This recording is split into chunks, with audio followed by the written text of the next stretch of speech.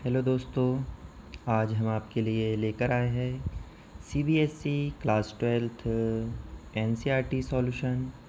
इसमें जो हिंदी पाठ्यपुस्तक का है आरोह, उसका चैप्टर नंबर 1 हरिवंश राय बच्चन द्वारा लिखित कविता है, जिसके प्रश्न पहला है। कविता एक और जग जीवन का भार लिए घूमने की बात करती है और दूसरी ओर मैं कभी न जग का ध्यान किया करता हूँ। विपरीत से लगते इन कथनों का क्या आशय है? इसका आंसर है, संसार के आम लोगों की भांति कवि को भी अपनी जिम्मेदारियों का एहसास है तथा सुख दुख हानि लाभ को झेलते हुए वह अपनी जीवन यात्रा पूरी कर रहा है। कवि संसार के प्रति अपने दायित्व को समझता है। वह सांसारिक कष्टों की ओर ध्यान नहीं देता, बल्कि वह संसार की चिंताओं के प्रति सजग है। वह अपनी कविता के माध्यम से संसार को भारहीन और कष्ट मुक्त करना चाहता है। वह मार्ग में आने वाली चुनौतियों और रुकावटों की परवाह नहीं करता है, बल्कि अपने कर्तव्य की पूर्ति करता है। सेकंड क्वेश्चन है, जहाँ पर दाना रहते हैं वहीं नादान भी होते हैं, कवि ने ऐसा क्यों कहा होगा? इसका आंसर है, जहाँ पर दाना रहते हैं वहीं नादान भी होते हैं।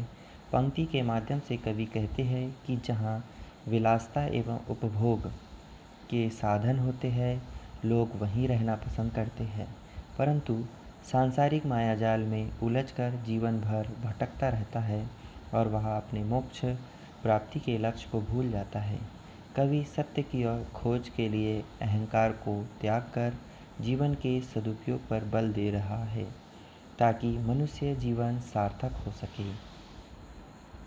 नेक्स्ट प्रश्न है, मैं और जग और कहाँ का नाता पंक्ति में और शब्द की विशेषता बताइए। तो इसका उत्तर है, यहाँ और शब्द का प्रयोग 3 बार हुआ है, अतः यहाँ यमक अलंकार है। इस प्रकार अनेकार्थी शब्द के रूप में प्रयुक्त हुआ है। पहले और में कवि स्वयं को आम आदमी से अलग विशेष भावना प्रधान व्यक्त करता है। दूसरे और के प्रयोग में संसार की विशिष्टता को बताया गया है। तीसरे और के प्रयोग संसार और कवि में किसी तरह के संबंध को नहीं दर्शाने के लिए कहा गया है। क्वेश्चन नंबर 4 है, शीतल वाणी में आग के होने का क्या अभिप्राय है? इसका आंसर है, कवि ने यहाँ विरोधाभास अलंकार का प्रयोग किया है। इसका आशय यह है कि कवि अपनी शीतल और मधुर आवाज़ में भी जोश, आत्मविश्वास, साहस, दृढ़ता जैसी भावनाएं बनाए रखते हैं, ताकि वह लोगों को जागृत कर सके। उनकी शीतल आवाज़ में विद्रोह की आग छिपी है।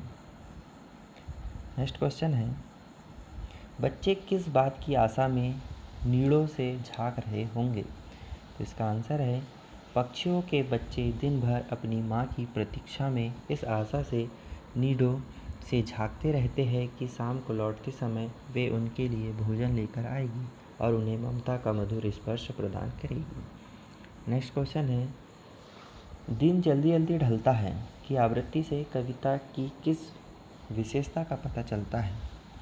इसका उत्तर है, दिन जल्दी जल्दी ढलता है कि आवृत्ति से यह प्रकट होता है कि प्रेम में डूबे और लक्ष्य की तरफ बढ़ने वाले मनुष्य को समय बीतने का पता नहीं चलता।